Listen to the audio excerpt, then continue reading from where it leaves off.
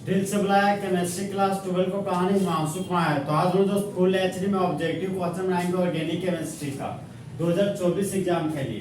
तो question number 23 बोलता है दोस्त कि निम्नलिखित में से कौन सा है जेम डे हाइलाइट। देखिए दोस्त, जेम का मतलब होता है सेम। जेम का मतलब क्या हो गया? सेम। डाइहाइलाइट का मतलब कि जिसके पास दो हेलोजन एटम हो, जिसके पास दो हेलोजन हो लेकिन दोनों का दोनों हेलोजन देखने में सेम हो और दोनों का दोनों हेलोजन एक ही कार्बन पर लगा हुआ हो, उसको बोलते हैं जेम डाइहाइलाइट। तो क्वेश्चन नंबर ए देखिए दो ठो ब्रोमो ग्रुप है, दोनों का दोनों ब्रोमो ग्रुप सेम कार्बन में लगा हुआ है, तो ये हो गया मेरा जेम डाइहाइलाइट। जेम डाइहाइलाइट का ये एग्जांपल है।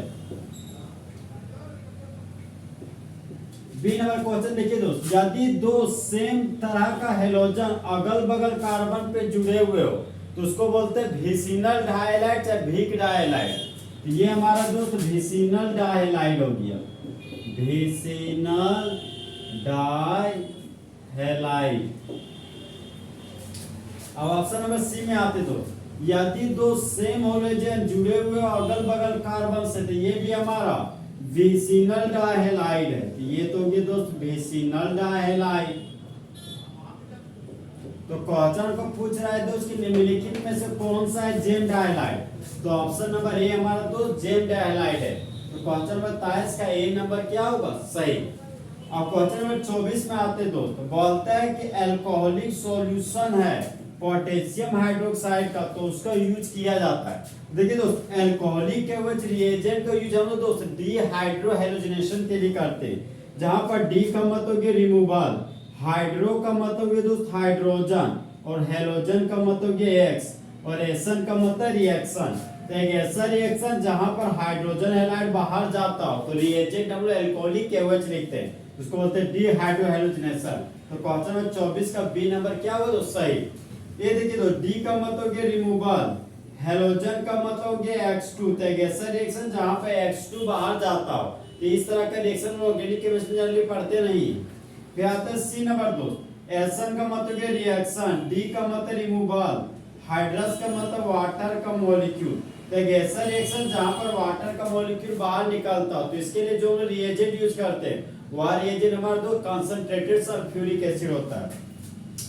फिर आता है डी का मतलब रिमूवल, हाइड्रोजन का मतलब H2 है, तो एक ऐसा रिएक्शन जहां पर हाइड्रोजन गैस बाहर निकलता, तो उसके लिए जो रिएजेंट लेते हैं दोस्तों हमारा हॉट कॉपर होता है 300 डिग्री सेल्सियस पे। तो क्वेश्चन नंबर 24 का दोस्त बी नंबर क्या होगा? सही आंसर।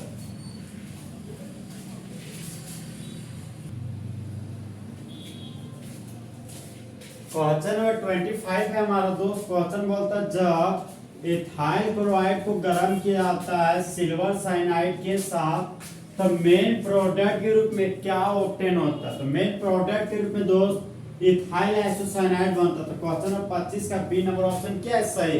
आखिर बी ही क्यों सही? आइए इसका एक्सप्लेनेशन करते हैं।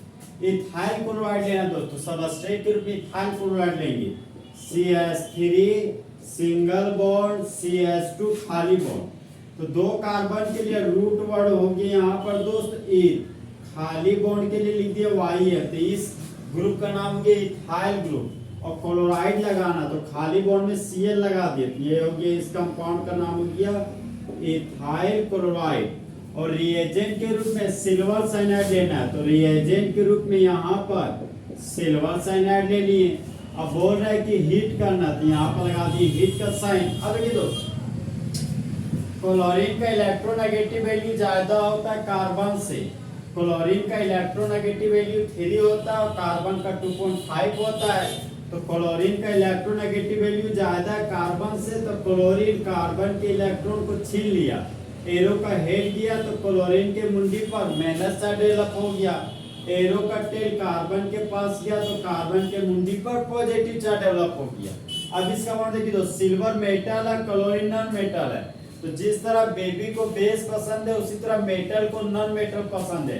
तो सिल्वर क्लोरीन को लेकर भाग गया और बाय प्रोडक्ट के रूप में सिल्वर क्लोराइड बना दिया। अब देखिए दोस्त, मेरे पास कार्बन बचा नाइट्रोजन, तो हम जानते हैं कि नाइट्रोजन के पास एक लोन पेयर होता है, और नाइट्रोजन के पास लोन पेयर है तो वह मेरा डोनर एटम है, और जो डोनर एटम होता है वह लेविस बेस कहलाता है, और जो लेविस बेस होता है वही न्यूक्लियोफाइल कहलाता है। और कार्बन के मुंडी पर प्लस चार्ज आ गया तो ये बन गया कार्बोकेटायन। तो कार्बोकेटायन मेरा इलेक्ट्रोफाइल होता है, इलेक्ट्रोफाइल वह होता है जो इलेक्ट्रॉन से लव करता है। तो ये लोन पेयर देखता है कि कार्बोकेटायन इलेक्ट्रॉन डिफिशिएंट हो गया, 2 1 3 3 बॉन्ड में 6 इलेक्ट्रॉन, इसका ऑप्टेट इनकम्प्लीट है। तो नाइट्रोजन अपना बचपन के प्यार कार्बोकेटायन को 2 इलेक्ट्रॉन डोनेट करता है। यहाँ पर इथाइल कार्बोकेटायन था तो दोस्तों यहाँ पर लिख दिए CH3 सिंगल बॉन्ड CH2। अब ये एरो का हेड कार्बन के पास गया तो चार्ज आगे नेगेटिव, तो माइनस प्लस क्या हो गया न्यूट्रल। यहाँ पर तो न्यूट्रल लिख दिए। डोनर एटम नाइट्रोजन है, यहाँ पर लिखिए नाइट्रोजन को, नाइट्रोजन के बगल में कार्बन है, यहाँ पर नाइट्रोजन के बगल में कार्बन लिख दिया। अब देखिए दोस्तों नाइट्रोजन के 2 इलेक्ट्रॉन डोनेट कर रहा है कार्बन को, तो नाइट्रोजन 1 इलेक्ट्रॉन खुद रखता है, 1 इलेक्ट्रॉन कार्बन को देता है, दोनों इलेक्ट्रॉन आपस में जुड़कर बॉन्ड बना लेता है। यहाँ पर बना लिया बॉन्ड। इस कंपाउंड का नाम ये ethyl isocyanide, ethyl isocyanide.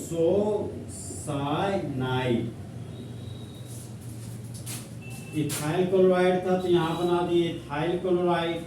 Silver cyanide था तो यहाँ बना दिए सिल्वर साइनाइड। तो जब इथाइल क्लोराइड का रिएक्शन सिल्वर साइनाइड के साथ करते हैं तो बाय प्रोडक्ट के रूप में सिल्वर क्लोराइड बनता है और मेन प्रोडक्ट के रूप में इथाइल आइसोसाइनाइड बनता है। तो क्वेश्चन नंबर 25 का दोस्त B number option full HD में करेक्ट है। अब क्वेश्चन नंबर 26 में आते हैं दोस्त, बोलता है निम्नलिखित में से कौन सा है प्राइमरी हैलाइड, मतलब हैलोजन से जुड़ा हुआ कार्बन, वह कार्बन वन अदर कार्बन से जुड़ा हुआ हो तो उसको बोलते हैं प्राइमरी हैलाइड। सबसे पहला कंपाउंड है आइसोप्रोपाइल आयोडाइड, जिसका फॉर्मूला है तो CH3 सिंगल बॉन्ड CH के नीचे CH3 खाली बॉन्ड। जो ब्रांच चेन में वही मेन चेन में, दोनों का दोनों सेम है तो सेम के लिए किया आइसो। 1 2 3 कार्बन के लिए रूट वर्ड हो गया प्रो, वाइल है तो खाली बॉन्ड के लिए वाइल लिखते हैं। आयोडाइड का दोस्तों यहाँ पर लिखते हैं आई। अब देखिए दोस्तों ये मेरा आइसोप्रोपाइल आयोडाइड का structure formula. Next secondary butyl iodide, ये मेरा 1 कार्बन, योग्य 2 कार्बन, 3 कार्बन, 4 कार्बन। देखिए तो यहाँ पे सेकेंडरी ब्यूटाइल आयोडाइड बोल रहा है, सेकेंडरी खाली बॉन्ड जुड़ा हुआ कार्बन, यह कार्बन 2 कार्बन से जुड़ा हुआ तो ये 2 डिग्री कार्बन, और इसी 2 डिग्री कार्बन पर आयोडाइड ग्रुप लगा हुआ तो ये मेरा सेकेंडरी ब्यूटाइल आयोडाइड। अब टर्सरी ब्यूटाइल आयोडाइड बनाना दोस्तों, ये मेरा CH3 कार्बन के ऊपर CH3 कार्बन के नीचे CH3 खाली बॉन्ड जुड़ा हुआ कार्बन, यह कार्बन 3 कार्बन से जुड़ा हुआ तो ये 3 डिग्री कार्बन।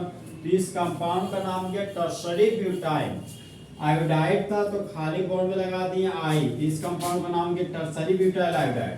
फिर नियो हेक्साइल क्लोराइड, यहाँ पर CH3 लिख दिए, सेकेंड कार्बन पर 2 मिथाइल ग्रुप लगा देंगे।